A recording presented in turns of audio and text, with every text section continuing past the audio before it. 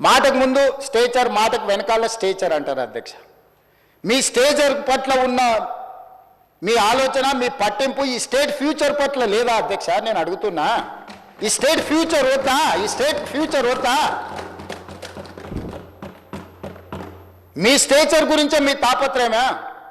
ఒకనాడు మీరు అధికారంలో ఉన్నారు, మీ పార్టీకి అధికార పార్టీకి స్టేచర్ ఉండే. 2023 డిసెంబర్ 3 తారీఖు నాడు అధికారం నుంచి ప్రధాన ప్రతిపక్ష పార్టీ స్టేచర్ ఇచ్చారు. ప్రతిపక్ష పార్టీ స్టేచర్ అది మీ పార్టీకి. 2024 మే జూన్లో పార్లమెంట్ జరిగింది, గుండు సున్నా ఇచ్చిండ్రు, మీ పార్టీని మార్చరీకి పంపించారు. నేనేం తప్పు మాట్లాడినా అధ్యక్ష? ఏమన్నా నేను? ఆనాడు మీరు అధికారంలో ఉన్నారు, స్టేచర్ ఉండే, తర్వాత ప్రతిపక్షం స్టేచర్ పడిపోయింది, ఆ తర్వాత గుండు సున్నా వచ్చి 8 డిపాజిట్లు పోయినాక మార్చరీలకు పోయిందని అన్న అధ్యక్ష. నేనేమన్నా అధ్యక్ష? అందులో తప్పేముంది అధ్యక్ష? బీఆర్ఎస్ ఈరోజు మార్చరీలో ఉందని నేను చెప్పిన అధ్యక్ష. దాన్ని ఒక వ్యక్తిని అన్నట్టుగాను, పెద్ద ఆయన్ని చంద్రశేఖరరావు గారు నేను అన్నట్టుగా హరీష్ రావు గారు, కేటీఆర్ గారు చిత్రీకరిస్తున్నారు అధ్యక్ష. అంత కుత్సిత స్వభావం నాకు లేదు అధ్యక్ష.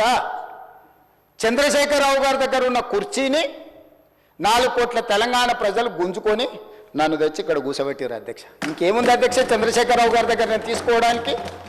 వారి దగ్గర ఉన్నది ప్రధాన ప్రతిపక్ష హోదా. ఆ ప్రధాన ప్రతిపక్ష హోదా ఎవరికి కావాలి అధ్యక్ష? అయితే హరీష్ రావు గారు కావాలి, లేకపోతే కేటీఆర్ కావాలి. అయితే గీతే ఏదైనా కోరుకుంటే, జరగరాంది ఏదైనా జరిగితే వాళ్ళిద్దరు ఆ కుర్చీ కోసం పోటీ పడతారు. కానీ నేను ఇక్కడి నుంచి అక్కడికి పోను కదా అధ్యక్ష. నేనెందుకు కోరుకుంటా అధ్యక్ష? ఇది సింపుల్ లాజిక్ కదా అధ్యక్ష. నాకెందుకు ఆపాదిస్తున్నారు అధ్యక్ష అట్లాంటి తప్పుడు మాటలు అన్నిటినీ? నేను అట్లా కోరుకుంటలేను అధ్యక్ష. 100 సంవత్సరాలు ఆయురారోగ్యాలతో చంద్రశేఖరరావు గారు ఉండాలి, వారు ఆ ప్రతిపక్షంలో అట్లనే ఉండాలి, నేను ఇక్కడనే ఉండాలి, వారు సూచనలు చేస్తూనే ఉండాలి, నేను మంచి పరిపాలన అందిస్తూనే ఉండాలి, మా ఆర్థిక మంత్రి గారు మాకు నిధులు అందిస్తూనే ఉండాలి అధ్యక్ష.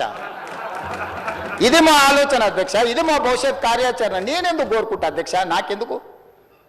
వాళ్ళు సరిపోను అన్నట్టు మళ్ళీ నేను కావాలా? వాళ్ళ ఇంట్లోనే పోటీలు పడతారు నలుగురు, ఎవరు అందులోకి రావాలను. మా మిత్రుడు మహేశ్వర్ రెడ్డి గారు కూడా ఉన్నారు. మంచి మనసు ఉంటే మాతో పాటు ఇక్కడ కూర్చుంటాడు, ఈ రోజు కాకపోతే రేపైనా. ఏమున్నది అధ్యక్ష, నాకు మంచి ఫ్రెండే, నేనేం కాదంటలేను అధ్యక్ష.